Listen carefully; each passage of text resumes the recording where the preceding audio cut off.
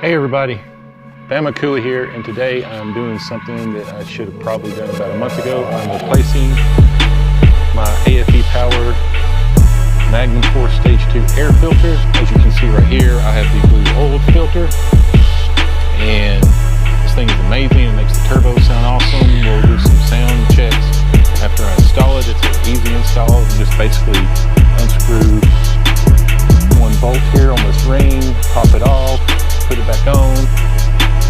It's really simple. So we're going to do that. I'll probably put this in a time lapse since you don't want to watch me completely do all of this. And usually it takes me about twice as long as it would a normal person. So anyway, we're going to reinstall this, get some fresh air into this truck, and maybe we'll take it for a spin and do a draggy here in a little bit. So all right, let's go.